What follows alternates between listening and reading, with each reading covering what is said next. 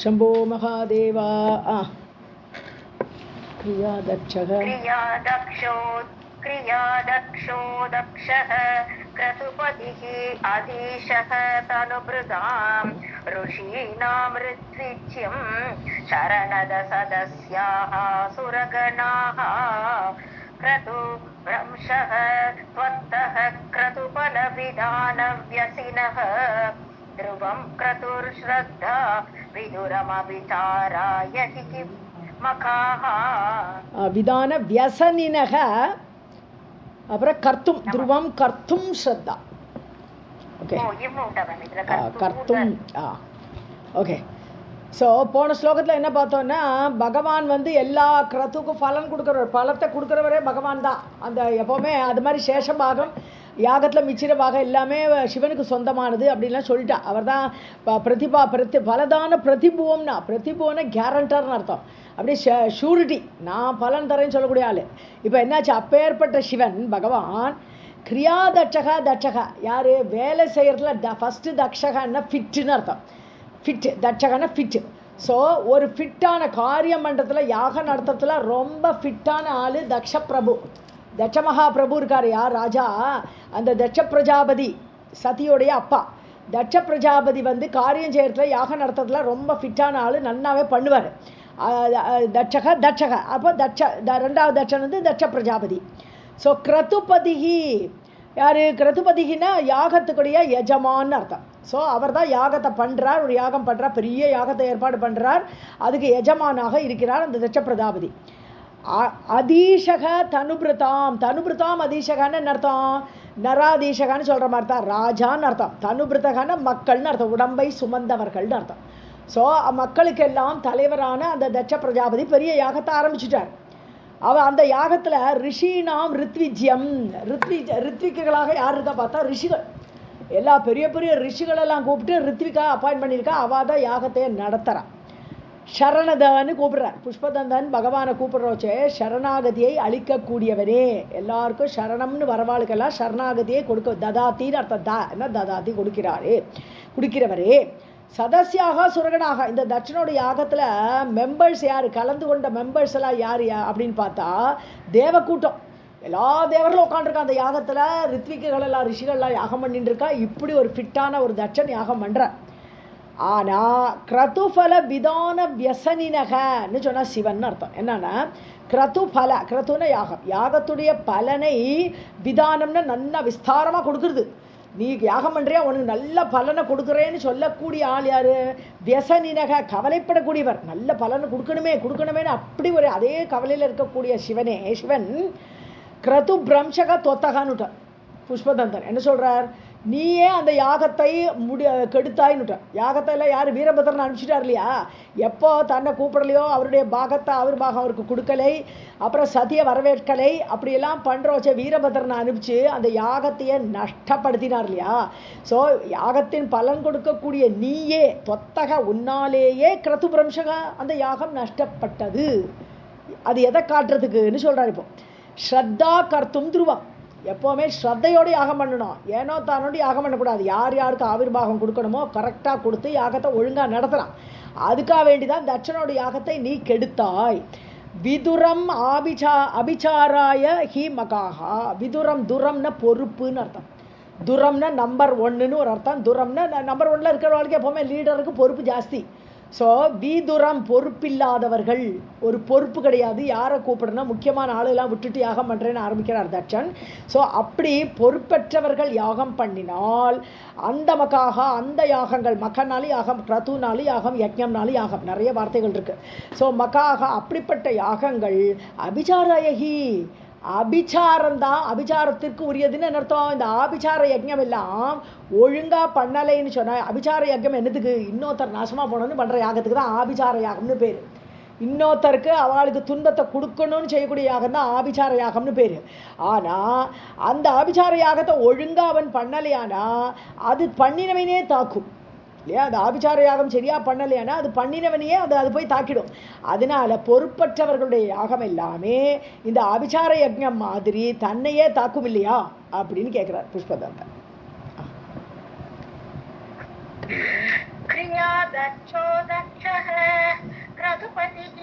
अतीशते तनुकृताम् ऋषीणाम् ऋत्विज्यम् शरणत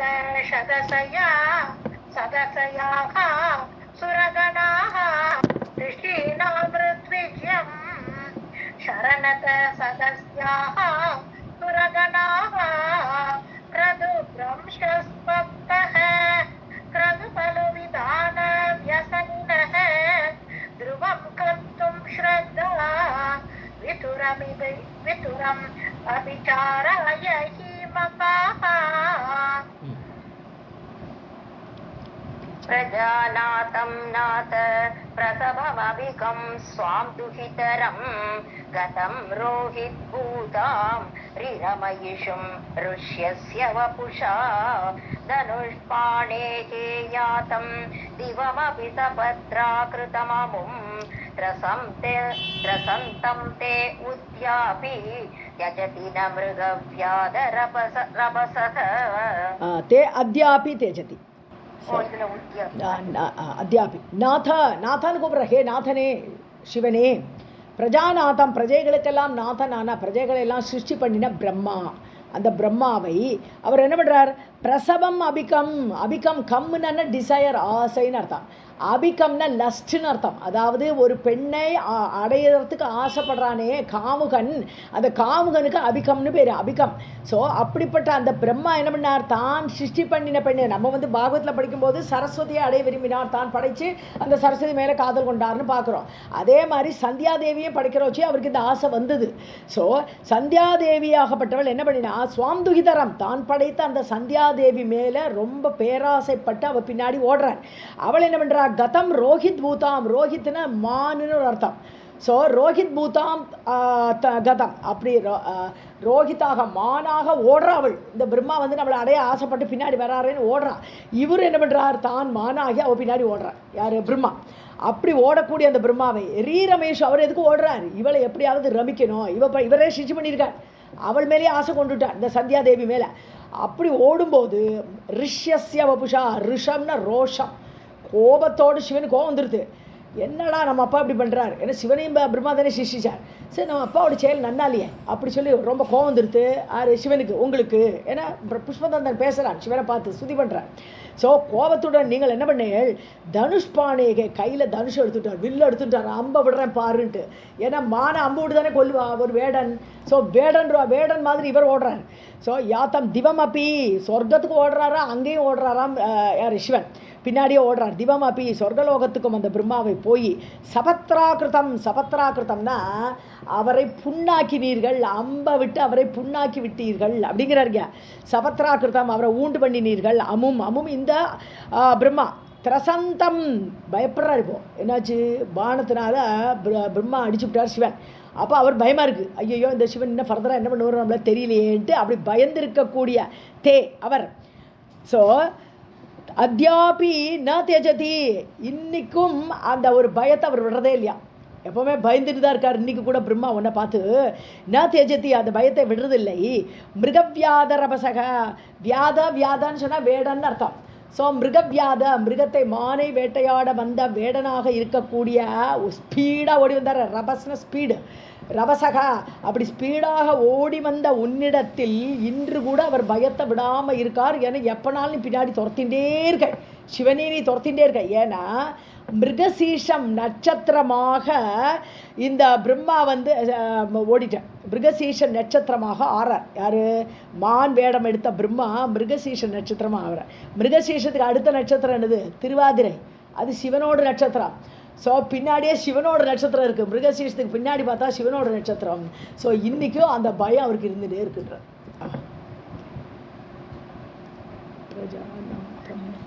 प्रजानातं नाथ प्रसवम् अधिकं स्वां दुहितरं गतं रोगिपूतां त्रिरमीषुं ऋष्यस्य वपुषा धनुष्पाणेर्जातं दिवमपि सवत्राकृतममुं त्रसन्दं ते अद्यापि त्यजति न मृतव्याधरपसः स्वलावण्य आशंसा धृतधनुषम् अह्नाय तृणवत् पुरप्लुष्टं दृष्ट्वा पुरमतन पुष्पायुधमपि यदि स्त्रैणं देवी यम् अनिरथ देह अर्धघटनात् अवैति त्वामद्धा पदवरद मुग्धा युवतयः. ஸோ புஷ்பாயுதம் அப்படி அப்படின்னு வருது இல்லையா. புஷ்பாயுதம்னா புஷ்பங்களையே ஆயுதமாக உடையவன் ஆறு காமன் மன்மதன். ஸோ அவன் வந்து ஸ்வலாவண்ய ஆசம்சா, அவனுக்கு தன்னோட உடம்புல ரொம்ப பேராவல் இருக்குது. நான் ரொம்ப அழகன், எல்லாரையும் நான் அப்படியே சிங்காரத்துக்கு ஆட்படுத்தக்கூடியவன் அப்படிங்கிற டிசைர் அவனுக்கு எல்லாரையும் சிங்காரத்தில் ஆட்படுத்தணும், எல்லாருக்குள்ளேயும் ஆசை ஏற்படுத்தணுங்கிற ஆசையோடு இருக்கக்கூடியவன் அந்த காமன் அல்லது மன்மதன். ஸோ திருத தனுஷம், அதுக்காக வேண்டியே அந்த புஷ்ப வில்லு எடுத்துன்னு எங்கே பார்த்தாலும் ஓடிட்டே இருப்பான். இச்சு வில், அவனுடைய கரும்பு வில்லு, அதில் புஷ்ப சரங்கள், அதை வச்சுண்டு அந்த காமன் வந்து அப்படி ஓடுவன் எல்லார் பின்னாடி. சிவனை கூட அப்படி அடிக்கிறான் இல்லையா புஷ்பாயுதத்தை வச்சுண்டு. ஸோ திருத தனுஷம் அப்படிப்பட்ட காமனை அன்ஹாய திருணவத் புறப்ளிஷ்டம்னு விட்டார். ஸோ அன்ஹாயான்னு சொன்னானா டே டைமில் இல்லைன்னு அர்த்தம். அன்ஹாகான டே டைம்னு அர்த்தம், இங்கே அந்த அர்த்தம் இல்லை. அன்ஹாயான இன்ஸ்டன்ட்லி, உடனடியாக அப்படிங்கிற அர்த்தம் இந்த இடத்துல. ஸோ இம்மீடியட்டாக பகவான் என்ன பண்ணுறாரு, அந்த தன்னை நோக்கி அந்த புஷ்பாயுதத்தால் செலுத்த வந்த காமனை திருணவத்து, புல்லை எரிக்கிற மாதிரி, ஒரு புல்லை போட்டால் எவ்வளோ சீக்கிரம் எரியும் அதை மாதிரி புறப்ளிஷ்டம், முன்னாடி எரிச்சிட இல்லையா. புறக தன் முன்னாலேயே. ஸோ தன் முன்னாடி அம்பை தூக்கிட்டு வந்த அந்த காமனை சிவன் கண்ணால் உடனடியாக எரிச்சிட்டார். பிளிஷ்டம் திருஷ்டுவா, அதை பார்க்குறா. யார் பார்க்குறா? தேவி பார்க்குறா. ஸோ புறமத்தனான்னு கூப்பிட்றார். புறமத்தனான்னு புறமெரித்த சிவனே, இந்த இடத்துல திரிபுரங்களை எரித்த சிவனேன்னு அர்த்தம். புறமத்தனான்னு கூப்பிடும்போது முதல்ல புறகான்னு சொன்னான்னா தன் முன்னாடியே, புறம்னா முன்னாடிங்கிற அர்த்தம் உண்டு. ஸோ ஈஸ்ட்டுங்கிற டைரக்ஷனுக்கும் புறான்னு அர்த்தம் உண்டு, மீனிங் உண்டு. ஸோ இந்த இடத்துல புறகான்னா முதல் புறக முன்னாலேயே, தன் முன்னாலேயே அடிக்க வந்த அந்த புஷ்பாயுதனை காமனை எரித்தீர். அதை பார்த்து திருஷ்டுவா பார்த்து தேவி எதி ஸ்திரைணம்னு சொன்னால் ஸ்திரீ லோலன், பொம்பளை பின்னாடி அலையக்கூடியவன் அப்படின்னு அர்த்தம். ஸோ சிவனை அவள் வந்து ஸ்திரீலோலனாக ஏன் நினைக்கிறா தேவி? இப்போ சிவன் எப்போ ஸ்திரீலோலனாக இருந்தார்? ஏதாவது கான்டெக்ட் ஞாபகம் வருதா? மோகினி அவதாரம் எடுத்த உடனே அவ பின்னாடி துரத்திட்டு ஓடுறாரா இல்லையா? அவதாரத்தை எடுத்த போது விஷ்ணு பின்னாடி ஓடினாரா இல்லையா சிவன்? ஸோ இவரை ஸ்திரீலோலன் என்று தேவி நினைத்தால் எதீஸ்திரைணம் எம் அனிரத தேகார்த்த கடனாத், ஏன்னா அவரோட பாதி தேக அர்த்தம், பாதி உடம்பு, தேகத்துடைய அர்த்தமாக இருக்கா தேவி. கடநாத்தன சேர்க்கை, கடனம்னு சேர்க்கை. ஸோ உடம்போடு பாதி எடுத்துன்னு உட்காந்துருக்கா சிவனோட உடம்புல. ஸோ தன்னை இவ்வாறு தனக்கு முன்னாடியே அந்த அம்பு விடக்கூடிய காமனை எரிச்சிட்டாரு. அப்போ அவருக்கு வந்து ஒரு ஆசை இல்லைன்னு அர்த்தம்.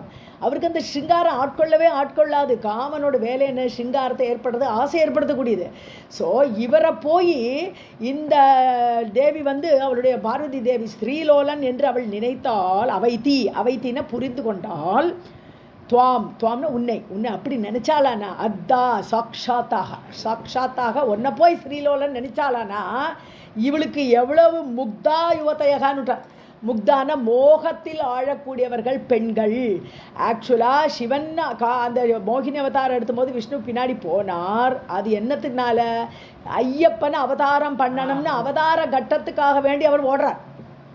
அவர் அப்படியே சிங்காரத்தினால ஓடலை. ஒரு காரியத்தோடு அவர் ஓடுறார். காரணம் இருக்குது அவருக்கு, அதனால அவர் அந்த ஸ்ரீலோலனாக ஓடினார்னா அது காரியம் இருக்குது. ஆனால் அவர் ஸ்ரீலோலன் கிடையாது. ஆனால் இவள் அப்படி நினச்சிண்டாளானால் இந்த தேவி பத, ஐயோ கஷ்டகாலமே, பதனா அட கஷ்டமே, வரத ஹே வரம் தரக்கூடிய சிவனே, முக்தா யுவதேக, இந்த பெண்கள் எல்லாமே மோகத்துக்கு ஆட்படக்கூடியவர்கள் இல்லையா அப்படிங்கிற.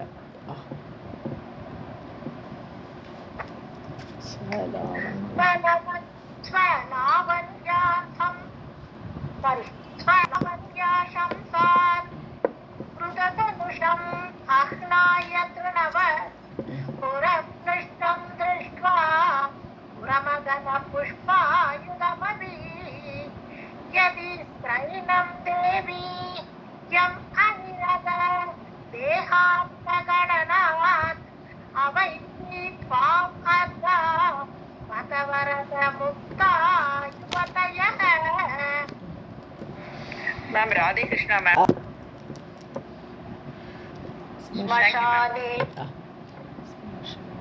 श्मशानेषु आक्रीडा स्मरहर पिशाचाः सहचराः चिताभस्म आलेपः स्रगबीनृकरोटी परिकरः अमङ्गल्यं शीलं तव भवतु नाम एवमखिलं तथापि स्मर्तॄणां वरद परमं मङ्गलमसि.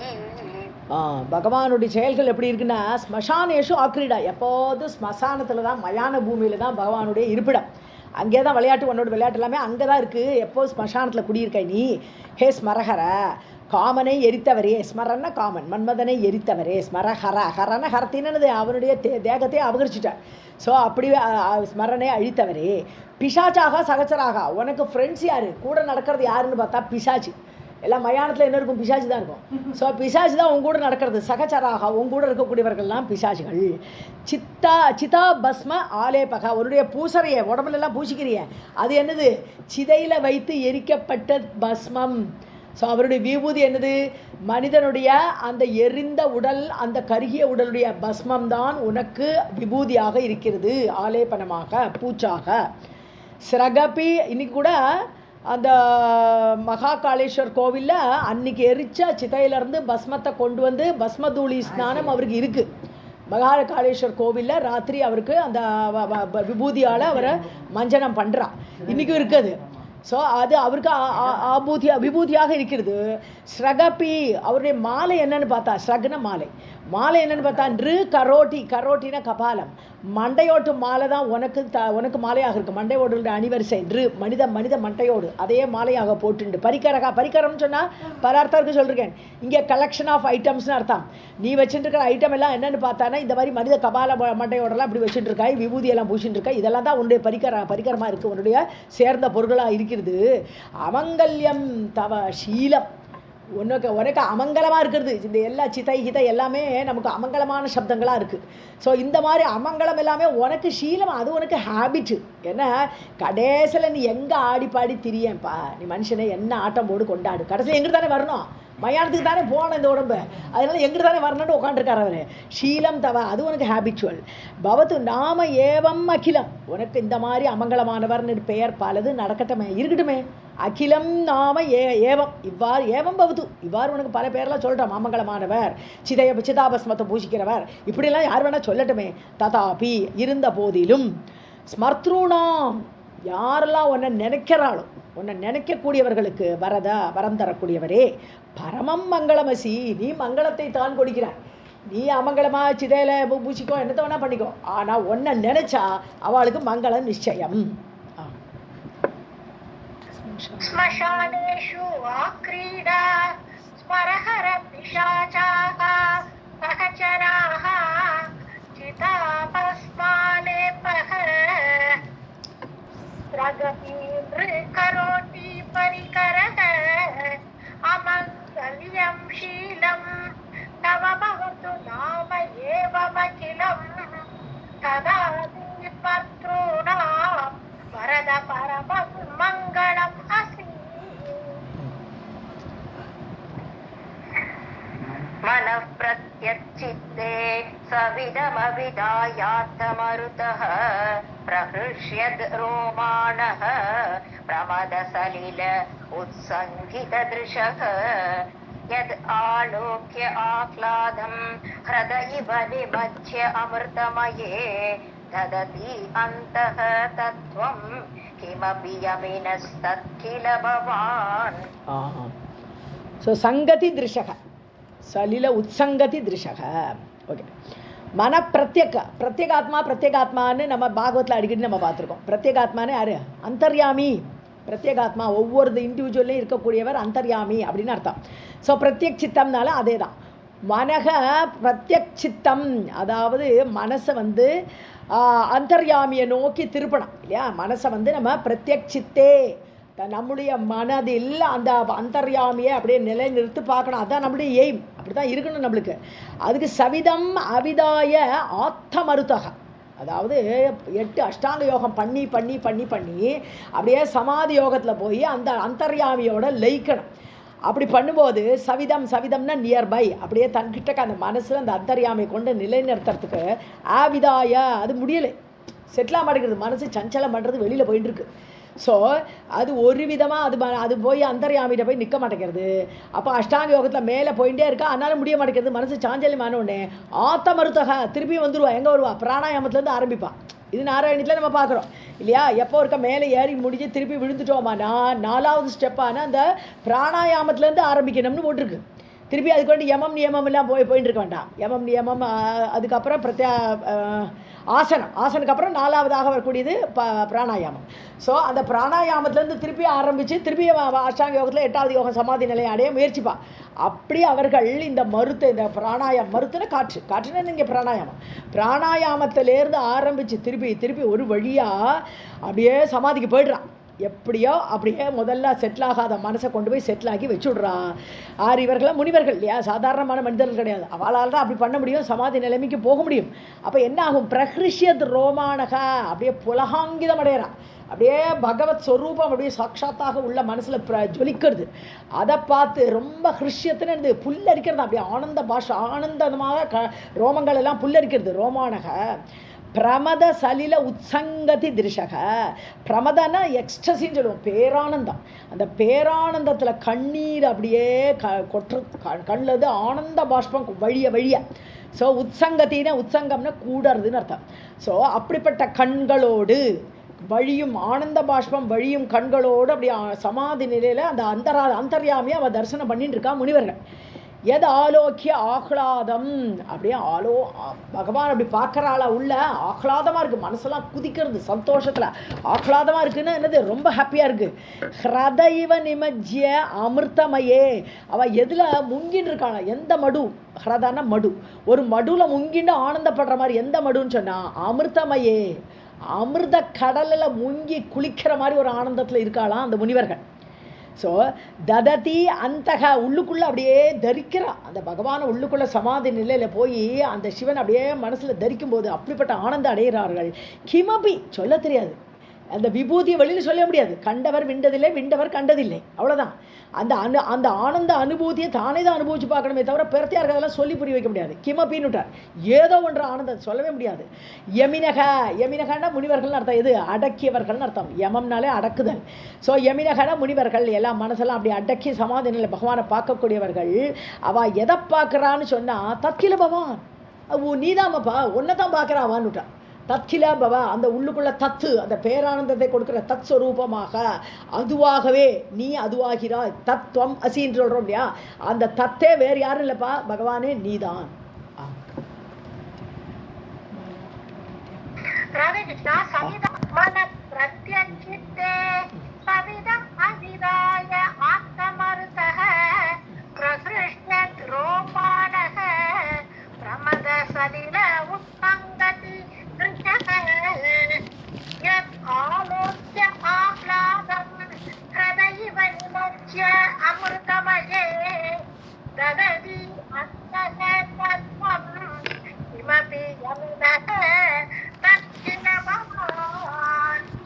शंभो महादेवा।